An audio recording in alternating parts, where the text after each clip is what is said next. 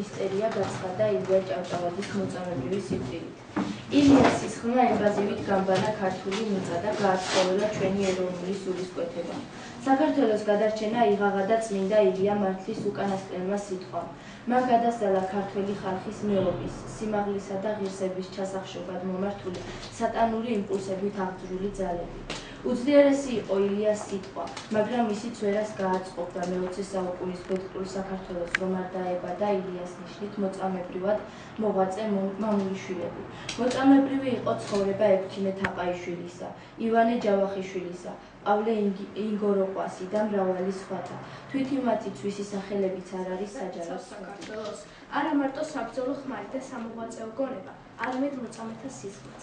მოწამეთა სისხლი მიწაზე იწვება ხალხის ცხოვრების უკიდურესი გაჭირვების ჟამს, რათა გამოახსოვოს ეროვნული ცნობიერება და ჩადაროს ხალხის სურს სიმტკიცე.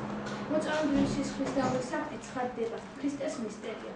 იგი ცხადდებოდა და ცხადდება ყველა ენის ცხოვრებაში, საზოგადოების ჟამს, ვინაიდან ქართველი ხალხი თითქმის ერთთავად ბუნებრივობაში იმყოფებოდა. ქრისტეს მისტერია საქართველოში გაცხადებულა ყველაზე უხვად, მერე თუ დავასახელებ სხვა ერს, რომელსაც იმდენი ეროვნული წმინდა ენა მოწამე ჰყოლოდეს 1939 წლის 26 მაისი და 1999 წლის 13 ოქტომბერი. ქართველი დისიდენტი, მუსიკათმცოდნე, პოეტი, საზოგადო მოღვაწე, საქართველოს ეროვნულ-განმათავისუფლებელი მოძრაობის ლიდერი, საქართველოს ეროვნული გმირი. მერაბ კოსტავო დაიბადა ქალაქ თბილისში, ოლღა დემულიასა და ივანე კოსტავოს ოჯახში. მისი მშობლები განათლებული და კულტურული ადამიანები იყვნენ. ბაბუა კი ვლადიმერ დემულია, ცნობილი საზოგადო მოღვაწე. მერაბ კოსტავას პიროვნების ჩამოყალიბებაში ბაბუასა და მშობლებთან ერთად დიდი როლი დიდა ცნობილმა მსახიობმა და ყოფილმა პოლიტპატიმარმა გრიგოლ კოსტავამ, მედია ჯაფარიძის პირველმა მეუღლემ ითამაშა, რომელიც პოლიტიკური აქტიურობისთვის ციმბირში გადაასახლეს.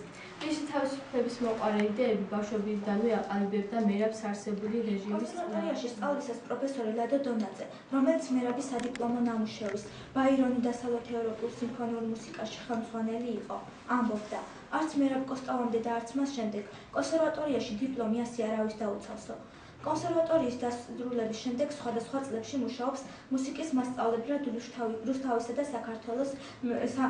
რუსთავისა და თბილისის მეორე სამუსიკო სასწავლებლებში. 1967 წლიდან იწყებს მუშაობას რედაქტორად ჟურნალ „ქართული ენა და ლიტერატურა“ სკოლაში. აქვეყნებს მთელ რიგ წერილებს ქართული მუსიკისა და თეატრის განვითარებაზე. უცნაურია, მაგრამ სუქშიც და ციხეშიც დიდ პატივს სცემდნენ. მისი მიმტევებელი და კაცმოყარე ბუნება ერთნაირად აღაფრთოვანებდა მილიციელსაც და პატიმარსაც.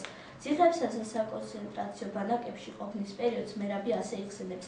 პერმის საკონცენტრაციო ბანაკში ყოფნისას კარცში ჩამაგდეს რუსების ამარა, 40 გრადუსიან ყინვაში რკინის გისოსები მჭიდროდ მქონდა შემოჭერილი, მხოლოდ სიმაღლეში იყო დარჩენილი 10-15 სანტიმეტრი და მთელი ღამე ხტუნვაში გავატარეო. როცა მეორე დილით ზედამხედველები ჩემს გასატანად მოვიდნენ, გაუგნებული დარჩნენ, როცა დაუძახე პრივედ ბრატცი. 1978 წლის ზაფხულში მერაბ კოსტავა ამერიკის კონგრესის მიერ წარდგენილი იქნა ნობელის პრემიაზე.